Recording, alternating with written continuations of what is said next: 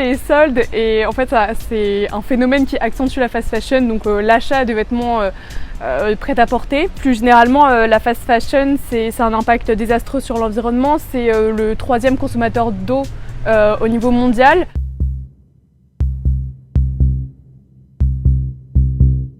On va coller le soir des affiches. On espère qu'elles restent jusqu'au lendemain quand même pour essayer d'informer. Du coup, elle permet aux personnes d'attirer l'œil parce que c'est des affiches visibles, de couleurs, avec peu d'écriture, donc ça permet aux personnes de regarder. Les soldes, elles sont mises en œuvre pour globalement attirer encore plus d'acheteurs, de consommateurs. De toute façon, on l'a bien vu, il y a des pics d'achat pendant les périodes de soldes, mais aujourd'hui, il y a d'autres périodes qui viennent concurrencer ça, comme le Black Friday ou des ventes privées, etc.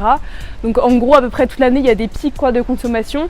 Mais ça permet en fait aux acheteurs de venir, et des fois ça nous arrivait, en fait on ressort de magasins, en fait finalement on ressort avec des magasins avec des vêtements qui étaient même pas soldés à la base, donc ça permet d'attirer des gens sans forcément vendre des produits moins chers, mais en vendant plus de quantité, parce que c'est leur but de vendre énormément de quantité pour faire des prix moindres, etc.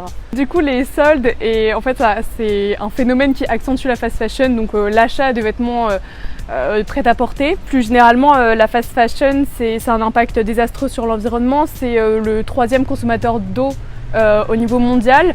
Quand on sait aujourd'hui qu'il y a des gros problèmes d'eau avec plusieurs communes en France, des milliers de communes en France qui cet été et puis l'été dernier déjà, qui manquaient d'eau, qui étaient approvisionnées par des bouteilles d'eau, etc. On voit que l'eau c'est quand même un problème. Plus concrètement, par exemple, un jean, la fabrication d'un seul jean, ça utilise 285 douches.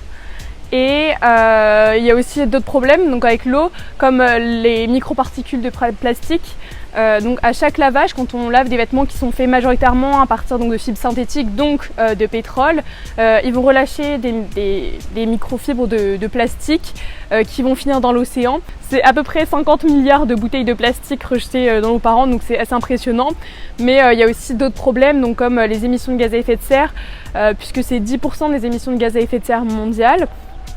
Et il y a aussi évidemment des conséquences désastreuses pour les personnes qui travaillent dans ces industries, avec 40 millions d'esclaves modernes et avec des enfants qui travaillent, des horaires donc de 60 à 80 heures par semaine, très peu payés, et aussi des conséquences pour nous, puisque les vêtements sont faits avec des colorants chimiques qui peuvent atteindre notre santé en tant que consommateurs, mais qui atteignent aussi évidemment en premier lieu la santé des travailleurs dans ces industries-là.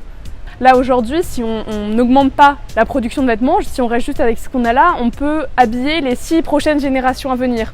Donc évidemment qu'il existe des alternatives, il y en a beaucoup, mais on s'en saisit pas forcément, elles sont pas forcément accessibles. Il existe beaucoup d'alternatives.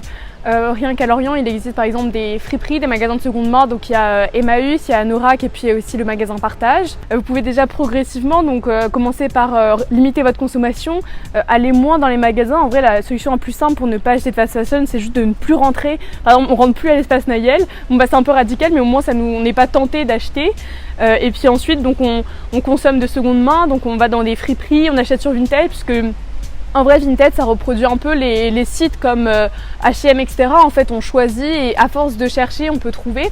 Et si jamais vous êtes vraiment engagé, vous pourrez rejoindre XR et puis faire des actions avec nous qui sont sans risque juridique, comme mettre des petites étiquettes informatives dans les vêtements ou des choses comme ça.